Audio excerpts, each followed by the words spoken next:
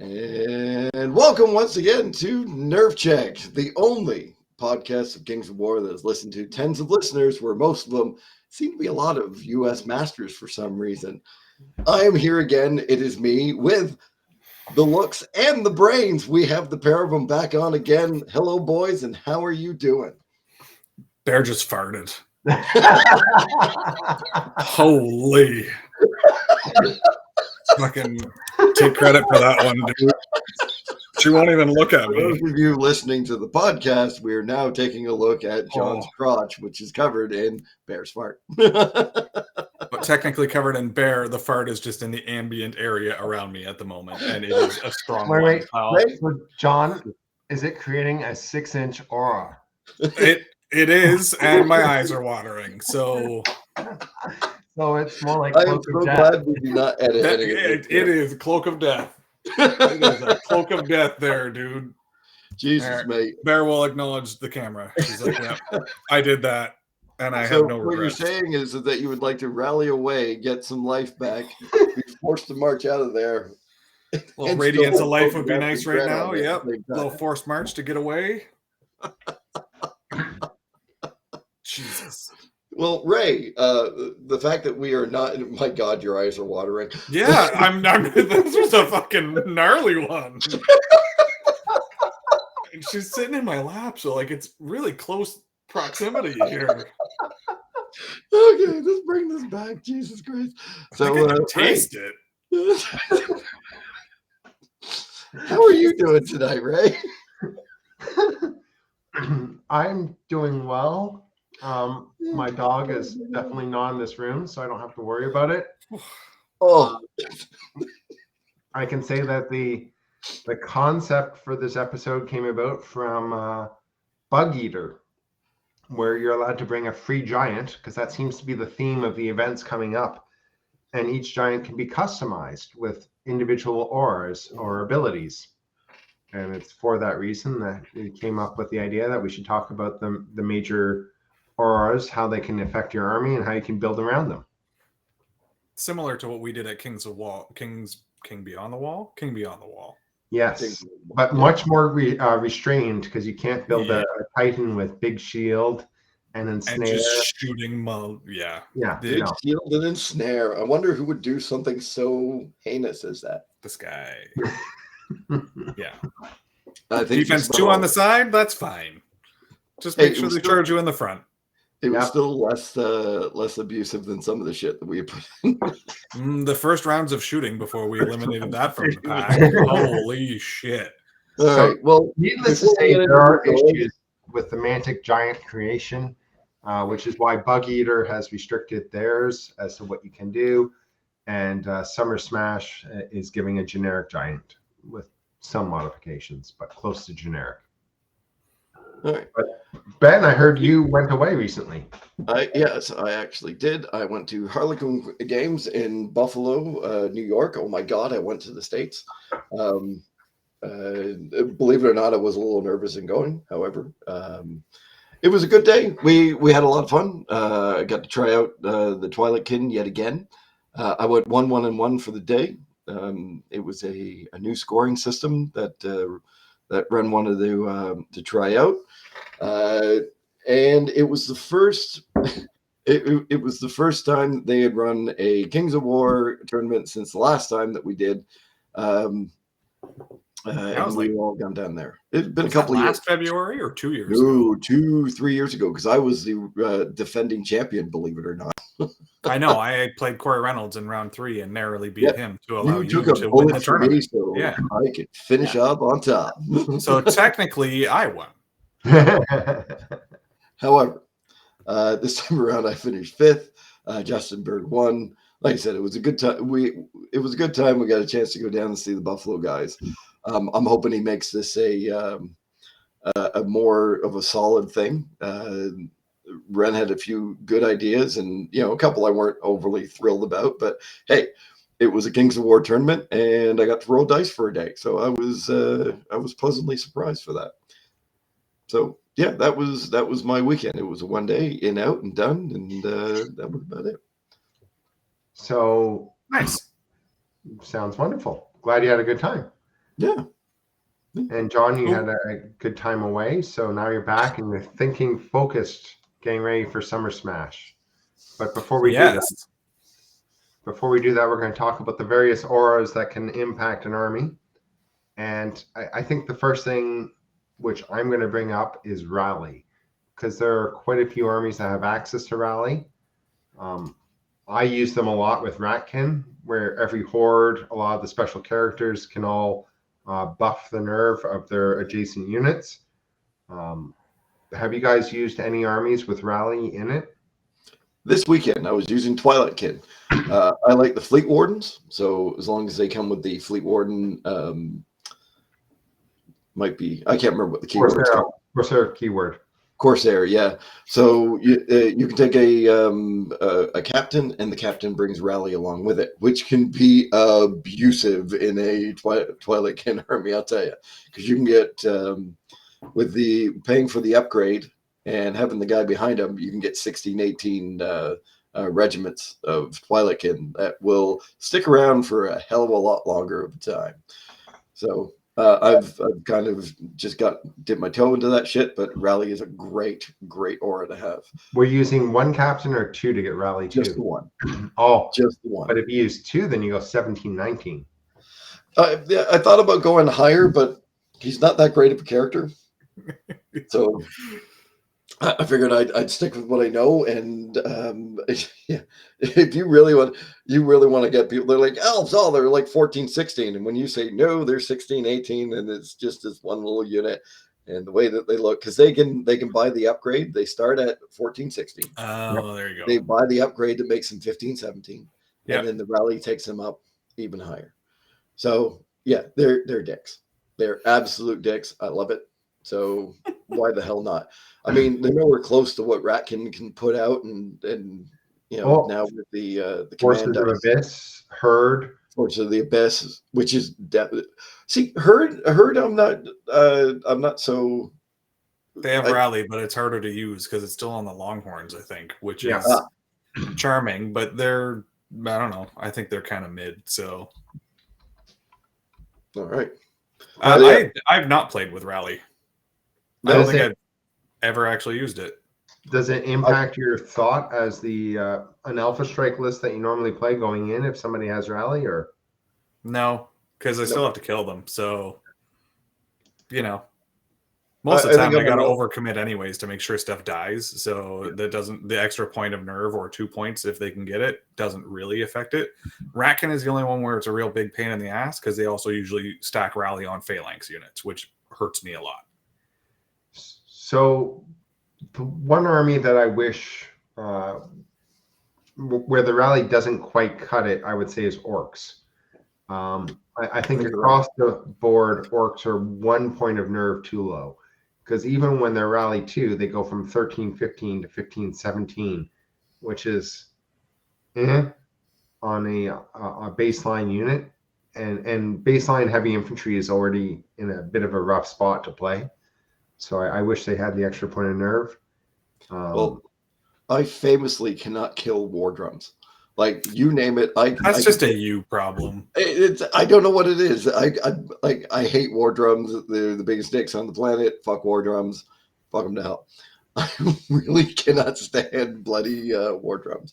But it seems to be. You're right. I think the Orcs do overpay for that. The Riftforged do a little bit better now that they've got it in the army as well. I think I'd like to see the Ratkin Rally 3 as the which is currently a command, kind of brought across their entire army, because that's what they're known for, is having Rally. And Rally 3 is too much. That's too much. Pushing it a bit. Yeah. No, unfortunately, I mean, when John's right, he's right, and unfortunately, I do agree with them. Like, that is, I know Ratkin are supposed to be the Rally army, but maybe they should be able to pay less for it, or they already do. And they already get Rally 2 more reliably than any other army for way cheaper than any other army, because all of their units rally each other. Yes. And like, you get Rally on stuff you're already taking. Everyone else has to take things specifically to get Rally. Like, much like what Herd has to take Longhorns, which are not an awesome combat unit. They're okay if you can set up the right combat for them, but they're not winning combats on their own. Abyssal Guard, which is not the best. Exactly. So Well, would you you? got to take the Fleet Warden captain, like we just talked about. Yes, you got to pay a character tax to get it. Then same with Would you? who's the other one? Does Basilia have rally on a character? Ogres have it on their mercenary captain, on their sergeant. Can get the But again, Which it is mildly better now because you're going to take it on somebody you probably already take, except it's handicapped because it only affects some of the units. Yeah. Yeah. I do like the expansion of rally that they tried with Forces of Abyss for just the infantry or focused on the infantry, because in general I find that infantry, if they have access to rally, an example would be Kingdoms of Men Foot Guard. If they said Foot Guard gives rally 1 to other infantry in Kingdoms of Men, no one would really care, because how often do you see Kingdoms of Men with Foot Guard to begin with and an infantry base list? Foot Guard used to be popular in Kingdoms of Men. Used to be, and they'd be more popular if they also gave rally. Yeah, and it wouldn't be overpowering. So I'm saying if you restrict rally to the infantry impacting other infantry, I think it's a okay direction to go in, and I think it would encourage more infantry enlist. Yep, and it does make sense that hordes of men standing next to hordes of men are keeping each other braced. Thematically, if you got more dudes at your back and you got more dudes beside you, you're gonna feel better about fighting. Yeah. Okay. So on the opposite end of the spectrum, Cloak of Death. I have never used Cloak of Death. Oh, I've had it used against me recently with somebody charging Mother Kryza 12 inches to break my known glass shield, which I'm kind of bitter about because that's a silly rule, but I accept it. Oh, that would break it. That's hilarious. It does every time. That's why I love taking it on. What the hell is her name? Nimue, the way. Yeah, the Elven Nimue. Yeah, that's really funny. Amazing. I didn't even think of that. Yeah, no, I've done it to people. I think it's amazing. I absolutely love it. It's one of the first things I ask. It's like, wait a minute, did you say gnome glass shield? Like, I love that shit. That's funny. Yeah, no, it is by far my favorite aura, especially on Nimue with her one-time fly. That is absolutely great. The fact that it will affect the opponent's army and not yours is definitely a great thing for that. It's fantastic against Def 6 armies because if you can sneak a character, an individual in between lines, that is great. That is right up to where you want to be with that sort of thing. So it's not so good on a unit. It's not so good on, Mother Kryza being like a 40 millimeter, she's not bad to have that thing on. But once you get in the fray, having that one wound, it's better than Dread because it is just that one extra wound every single turn, and it's not going away unless you've got something else around it that will help take that away, a heal of some sort. So I find it the most useful of all the auras in my opinion. I've used it plenty. I used it in Sylvankin. I used it in my old elf list when I had the Green Lady back when she was defense 6 and could do that shit. Hilarious. No, it's great. And she flew 20 too, right? You just fly her wherever you want her to be. You're just pumping wounds out every turn on as many things as you can get close to. And then you used to be able to fly her onto a token, and she's a defense 6 character guarding a token. Hilarious. Yeah, she is. She was defense fantastic. 5. She's a bit weaker, but I would still take her for that. Yeah, still good. I'm trying to think of what else actually has that on it, but there was more Dread than there is Cloak of Death out there. Wilt Daddy has Cloak of Death, so I used him all the time. Yeah, Avatar of the Green Lady can switch now, so she actually has a lot. She's been able to switch for a long time. Yeah, which is a lot of flexibility. Isn't there a Cloak of Death in Night Stalkers? Maybe. Okay, I haven't. It's fairly common. It's not as common as you think. Dread is a lot more common. So we should probably just go straight into Dread, considering it's almost the exact same thing here. But it's not as good. No, it's not. It is not. No. It does give you a chance to putting Dread on something while you're shooting is fantastic, like absolutely fantastic. The Twilight can do it, whereas they can do it with their with their command dice, but they've also got a couple of characters that can reach out just far enough to touch you. Night Stalkers have got the Dread Fiend, that can get out and do that sort of thing. And again, it's okay to be in there. I just find that Cloak of Death is better of the two, which is why I don't find it as readily available. Because I think it is that much better. It seems to be on a lot more of the evil armies, obviously, than it would be on any of the other ones. But the fact that it just takes down your, it just basically minuses 1 to your nerve, as opposed to does any actual physical damage. So it's like shattering. It's you're getting 1 away, whereas it's not actually doing anything in there. Yeah, it's fun if you can position for it, but it's got to work on that turn.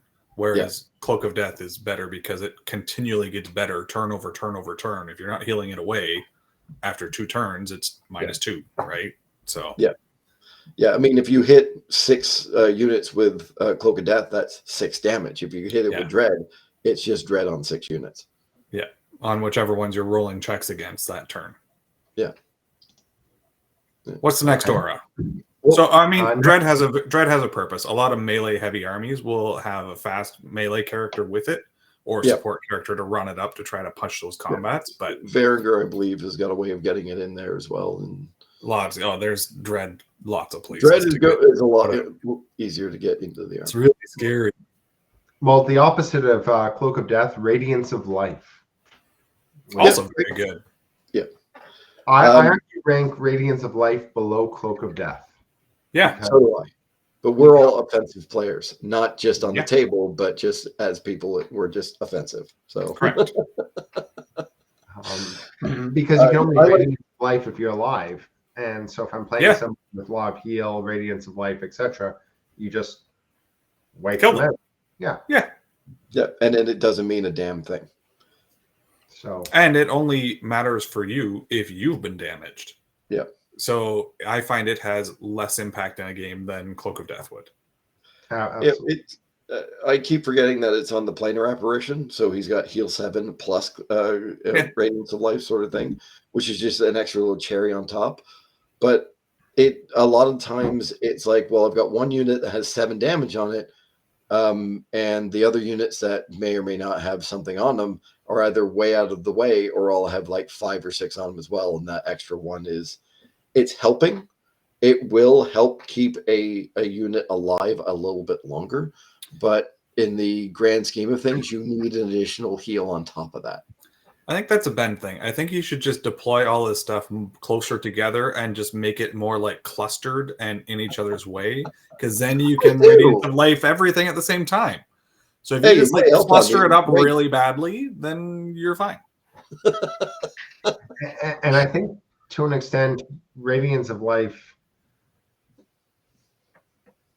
works really well in conjunction with regeneration. So I'm looking forward to using Radiance of Life with a greater water elemental in my regenerating Trident Realm list. Yes, bad. I've actually tried it. It's okay. Your dice just hate stuff. Your dice your one specific build and hates everything else you try. So if the greater water elemental did Radiance of Life not only on itself and naiads, but also on water elementals, for some reason it doesn't, it would make a lot more sense. And you could actually build something around that. I had to even argue that I thought it didn't do it on itself. It just naiads.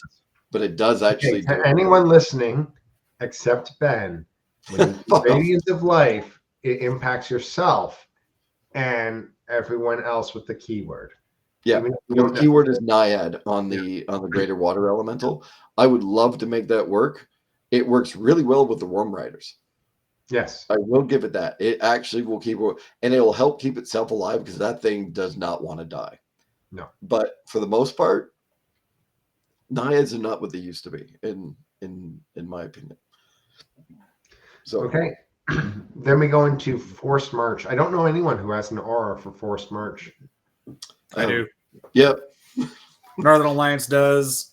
I think they're the only one with an aura for Forced March, and it is hilarious. No, it's really funny. But... Oh no, dwarves just get Forced March. Dwarves just get it now.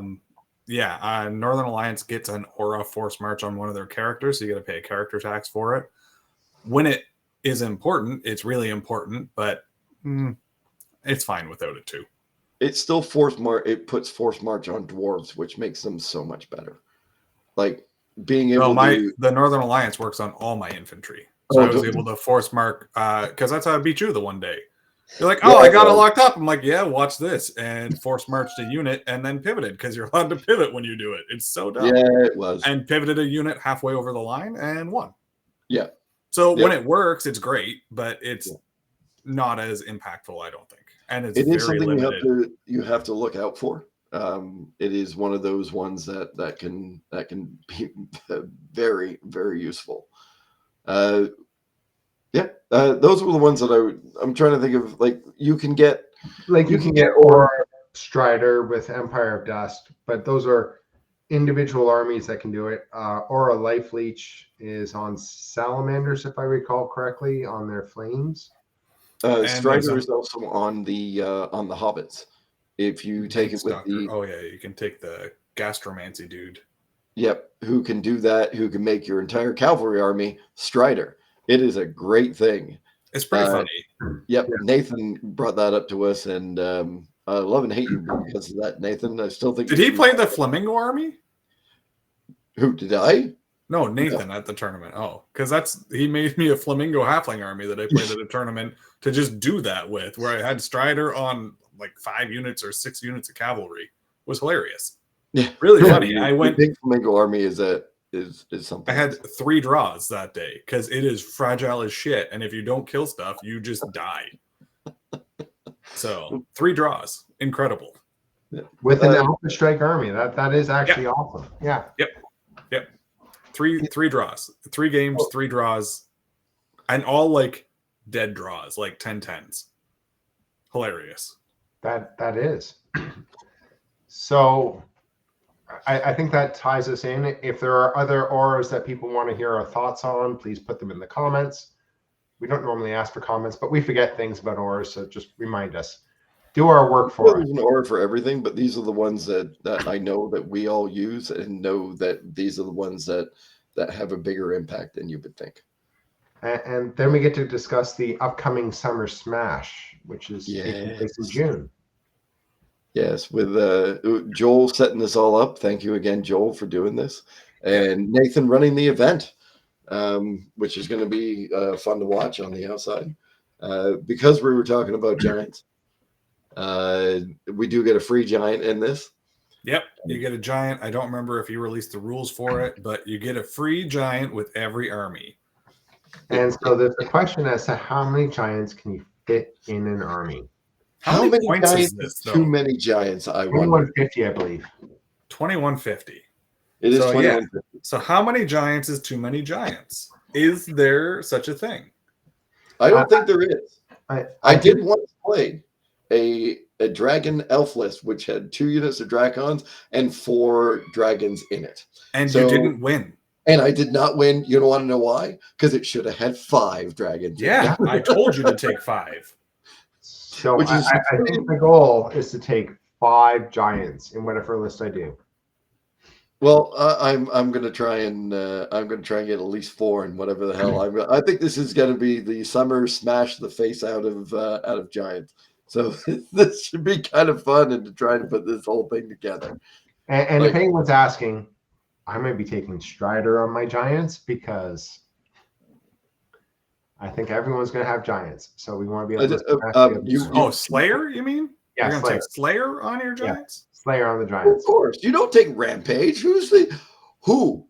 Tell me who even bothers to put Rampage. Listen, I already have my list written, okay? And I have Rampage on 1 giant. Because that's one that's going to have to fight all the little dudes. The rest all have Slayer, and my list already has 4 giants in it, plus a free one for 5. So okay, I will have 5. I've already written the list, it turns out. All right. I'm going to have to try and write a list of some sort. I will not be playing Fish. I'm going to try and find a list where I actually take 5 giants. It may be goblins. More importantly, I challenge anyone to bring more giants than 5 giants. Oh, maybe.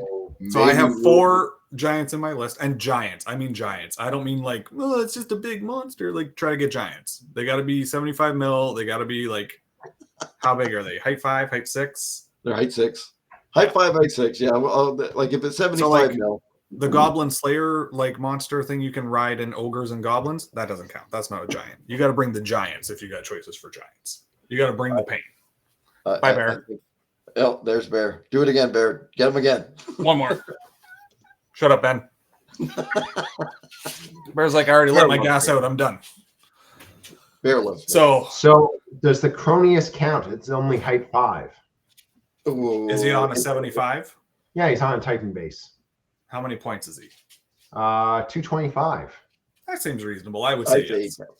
Yeah, let's say yes. And the giant is anywhere between 215, 230. Oh no, he's on a 50 mil base. He's on a 50. Then no, he's out. I just not count.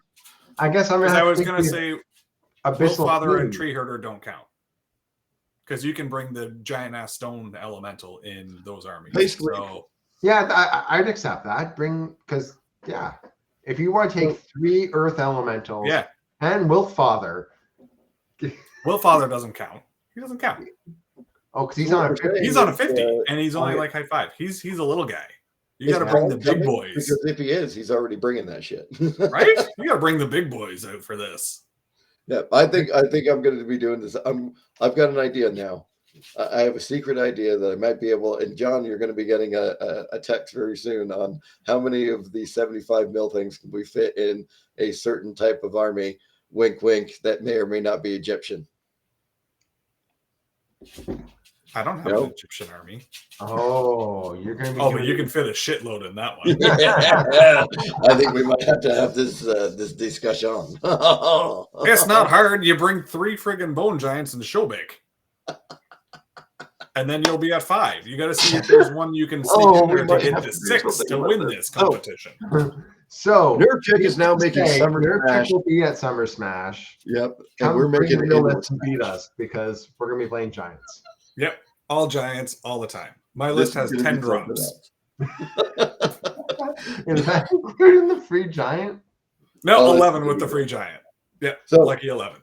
5 of which are giants. We get to Before we get to the end of this, we should mention we have upcoming events. We've got Bug Eater coming up. We've got Summer Smash, which we're turning into Giant Smash. Damn it. We're going to do this. We also have King of the Thames. Yes, no? Yeah. Do we know about this yet? Next week. Hopefully I will not be off on a cruise somewhere. We have King Beyond the Wall coming up. We have Crossroads coming up. We have a lot of things coming up. We like to stay as active as we can. I hope everybody can come out to these things. Once again, Summer Smash is like 4 tickets left. Somebody pick up those. Yeah, there's actually a hard cap. There's only 4 tickets left. So if you're coming, buy your ticket.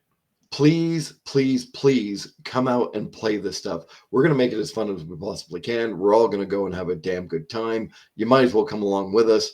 Because if you're not going to be with us, you're against us. You don't want to be against us. I mean, like, come on. There's only it's all giants. And it's all giants. All you got to do is fight against giants. We're telling you, come fight against a bunch of giants. And if you are trying to sign up and can't figure it out, message one of us. We're all on Facebook and Messenger. You can find us. And we'll help sort you out. Or in the Northern the Kings of War tournament chat.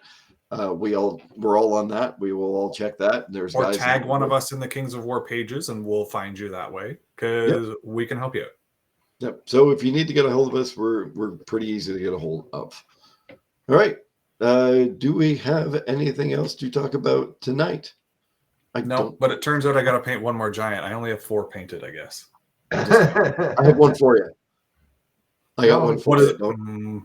Did I paint it before? You know which one it is. It's well painted. It was not done. Oh, that motherfucker? Sold. Yeah, that motherfucker. I know which one you mean. Sold. Well, on that note, going to be great. I'm really looking forward to giants between the 3 of us at Summer Smash. Oh my God, this is going to be. I don't know how I'm going to even get this shit out, but I have a feeling there's going to be a Nathan involved in some way, shape, or form. Oh, this is going to be this is the dumbest list I think I've ever played. It's going to be funny. Well, with that being said, we were going to talk about some stuff about bringing different armies, but we've kind of talked about the fact that we're not bringing armies. We're bringing giants. So we're just we've given up on armies and we're after giants and all the rest of that. Yeah. I guess that's more or less it for the night. Yeah. We'll be back again with probably a longer episode. If you haven't had a chance to, please listen to our takes on the scenarios that we have put up to this point in time. We have army reviews up on at least 6 or 7 armies at this point in time. There's a few more coming. Varinger, Orcs, and a couple more to be on the way soon-ish. I hope. I'm trying to get a hold of people to make sure that we can get everybody together for those things. But until then, thank you to the looks, thank you to the brains, and thank you to listening. And we'll see you again on Nerf Check. See you later. Bye.